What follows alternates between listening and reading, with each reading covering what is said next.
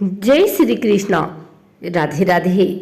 आइए सुनते हैं फाल्गुन मास में प्रतिदिन सुनी जाने वाली राधा कृष्ण और गोपी की एक कहानी दे रही बड़ी जरूरी सीख।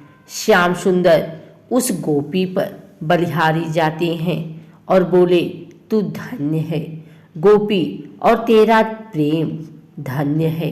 तुम्हारे प्रेम ने तो नंद भवन में बरसाना दिखा दिया।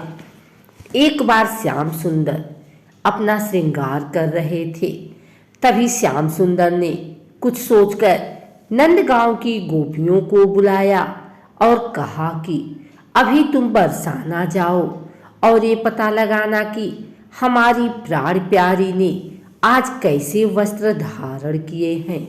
आज हम भी वैसे ही पोशाक धारण करेंगे। आज तो राधे जैसे ही वस्त्र धारण करके ही निकुंज में जाएंगे, और तो हमें देखकर राधा जी अचंभित हो जाएंगी। जब नंदगांव से गोपियां श्री बरसाना पहुंची तो कुछ मंजरियां श्री राधा रानी का श्रृंगार कर रही थी, कुछ मंजरियां बाहर खड़ी थी। उन्होंने गोपियों को अंदर जाने नहीं दिया। गोपियों ने बहुत अनुरोध किया कि सिर्फ एक झलक तो प्यारी की निहारने दो, फिर हम यहाँ से चली जाएंगी। मंजरी ने कहा कि एक शर्त है कि कोई एक गोपी ही अंदर जाएगी। फिर एक गोपी अंदर श्री राधे की झलक के दर्शन करने गई। गोपी बिना पल के झपकाए श्री राधे की झलक के दर्शन करती रही। फिर उस गोपी ने तुरंत अपने नेत्र बंद कर लिए और बंद नेत्रों से ही बाहर आकर दूसरी गोपी को कहा कि अरे सखी, जल्दी से मुझे नंदगांव ले चल। सभी सखियों ने कहा कि पहले श्री राधे के श्रृंगार का वर्णन तो कर सखी। गोपी ने कहा कि पहले जल्दी से मुझे श्याम सुंदर के पास ले चलो, वहीं पर बताती हूँ। उस गोपी का हाथ पकड़कर सखियां नंद भवन में ले आई। जब सखियां नंदगांव पहुंची तो श्याम सुंदर ने पूछा कि कर लिए मेरी श्री राधे के दर्शन? अब जल्दी से मुझे बताएं, कैसी पोशाक धारण किए हैं, कितनी सुंदर लग रही थी मेरी प्यारी।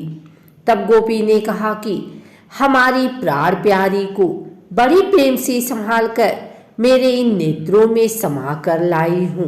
लो, अब मैं नेत्र खोल रही हूँ। आप मेरे नेत्रों में झांक कर प्राण प्यारी का दर्शन करें। आहा, कितना अद्भुत भाव है, कितना समर्पित भाव है। ऐसा अद्भुत और समर्पित भाव सिर्फ ब्रज की गोपिकाएं ही कर सकती हैं। तब श्याम सुंदर ने उस गोपी के नैनों में झांका तो बरसाने में श्रृंगार करती हुई श्री राधे दिखाई दी। श्याम सुंदर अपनी प्राण प्यारी की झलक पाकर उस गोपी के नेत्रों में ही खो गए। उस गोपी के नेत्रों में ही निहारते रहे, अपना श्रृंगार करना भी जैसे भूल गए। एक स्तंभ की तरह जैसे अचेतन हो गए। एक गोपी ने श्याम सुंदर को पुकारा तो चेतनवंत हुए। श्याम सुंदर उस गोपी पर बलिहारी जाते हैं और बोले, तू धन्य है गोपी, और तेरा प्रेम भी धन्य है। तुम्हारे प्रेम ने तो नंद भवन में बरसाना दिखा दिया है। फिर श्याम सुंदर ने श्री राधे जैसा ही श्रृंगार और पोशाक धारण किया। जिस गोपी के नेत्रों में श्री राधे देखी थी, उसने कहा कि अब तुम अपने नेत्रों में मेरी छवि को बंद कर लो। उस गोपी ने श्याम सुंदर को भी अपलक निहारा और थोड़ी देर में अपने नेत्रों को बंद कर दिया।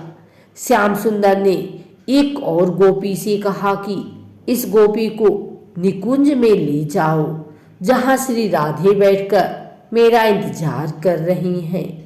ओ सखी उसका हाथ पकड़कर निकुंज में ले आई, जहाँ श्री राधे अपने श्याम सुंदर का इंतजार कर रही थी।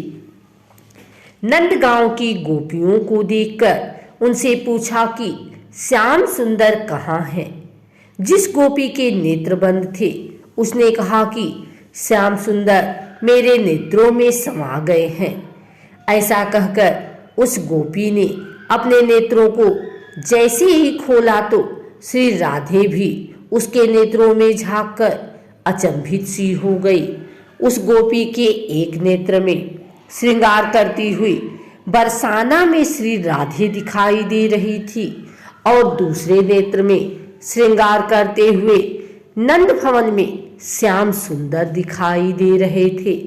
उस गोपी के दोनों नेत्रों में प्रिया प्रियतम दोनों दिखाई दे रहे थे। तभी दूर से श्याम सुंदर अपनी बंसी की मधुर धुन बजाते हुए आते दिखे। दोनों एक दूसरे को देखकर अचंभित हो रहे हैं, क्योंकि जैसा श्रृंगार उस गोपी के नेत्रों में दिखाई दे रहा है वैसा ही श्रृंगार दोनों ने किया है। राधा जी उस गोपी को अपना हीरा जड़ित हार पहना देती हैं और आलिंगन करते हुए कहती हैं, तू धन्य है गोपी और तेरा प्रेम भी धन्य है। तूने तो अपने दोनों नेत्रों में मुझे और श्याम सुंदर दोनों को बसा लिया है। मन में पवित्र भावना हो तो किसी को भी अपने नेत्रों में बसाया जा सकता है। अगर आपको हमारी वीडियो अच्छी लगी हो तो इसे लाइक करें, कमेंट करें, शेयर करें। हमारे चैनल को सब्सक्राइब करके बेल नोटिफिकेशन ऑल पर सेट कर लें ताकि आगे आने वाली वीडियो सबसे पहले आप तक पहुंच सके। धन्यवाद।